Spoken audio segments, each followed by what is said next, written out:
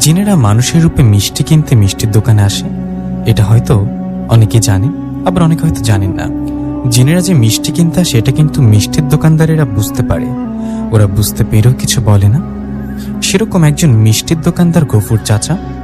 আমি নিশাত, দুদিন হলেই গফুর চাচার মিষ্টির দোকানে কাজ করে নিয়েছি।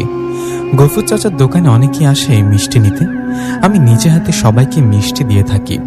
তেমনি একদিন রাতের ঘটনা, রাত 10টা বাজলে আমার দোকান বন্ধ করে বাড়িতে যাই। রোজ রাতের মতো সেদিনও দোকান বন্ধ করব এমন সময় একজন লোক আসে আমাদের দোকানে।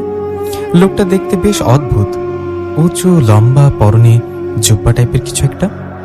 উনি এসে সালাম দিয়ে বললেন, এই যে ভাই, দোকান বন্ধ করছেন বুঝি, আমার কিছু মিষ্টি লাগতো। ওনার কথা আমি গফুর চাচার দিকে তাকালে গফুর চাচা আমাকে বলেন, নিশাত তুই সর, আমি ওনাকে মিষ্টি দিচ্ছি। কথাটা বলে গফুর চাচা ওনাকে বলেন, ভাই বসুন, আমি মিষ্টি দিচ্ছি।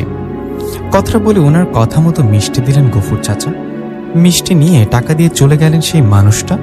উনি চলে যাবার পর দোকান বন্ধ করে বাড়ির দিকে হাঁটতে লাগলাম আমিও, গফুর চাচা। গফুর চাচা আমার বাড়ি একই গ্রামে। আমরা হাঁটছি এমন সময় গফুর চাচাকে বললাম, চাচা ওই লোকটা বেশ অদ্ভুত না, পরনে কেমন পোশাক পরা। আমার কথা গফুর চাচা বললেন, নিশাত শোন, দুদিন আগে তুই আমার মিষ্টির দোকানে কাজ নিয়েছিস, তোকে কিছু বিষয় জানানো দরকার। আমরা যারা মিষ্টি বিক্রি করি, আমাদের মিষ্টি শুধু মানুষেরা কেনে না, মাঝে মধ্যে মানুষের রূপে এসে জিনেরাও মিষ্টি কেনে। গফুর চাচার কথা অবাক হয়ে বললাম, কি জিনেরা মিষ্টি কিনতে আসে, এটা কি সত্যি? আমার কথায় গফুর চাচা আমাকে অবাক করিতে বললেন, হ্যাঁ এটা সত্যি, ওরা মানুষের রূপে মিষ্টি কিনতে আসে।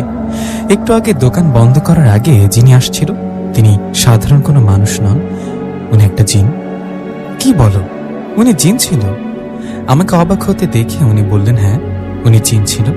আমি জিনদের দেখলে বুঝতে পারি, ওদের উচ্চতা, কথাবার্তা ও পোশাক দেখলে ধারণা করতে পারি। একটু আগে যে জিনটা আসছিল উনি এর আগের আমার কাছে অনেকবার মিষ্টি নিয়েছে। শুধু উনি না, ওনার মতো অনেকে আসে মিষ্টি কিনতে।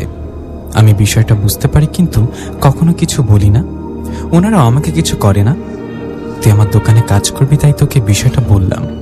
কখনো ওরকম কেউ আসলে নরমভাবে থাকবি, ওদের সাথে কথা বলবি, ভালো ব্যবহার করবি। গফুর চাচার কথা একটু একটু ভয় করলেও ওনাকে বললাম, ঠিক আছে চাচা, তাই হবে। এই বলে দুজনে গল্প করতে করতে বাড়িতে চলে গেলাম। বাড়িতে যাবার পর মাকে ডাকলে মা বললেন, আসছিস বাবা, যা হাত মুখ ধুয়ে নে, আমি খাবার দিচ্ছি। মায়ের কথায় আমি হাত মুখ ধুয়ে খাবার খেতে আসলাম। এসে মা, বাবা ও আমি তিনজন খাবার খেতে লাগলাম। খাবার সময় বাবা বললেন,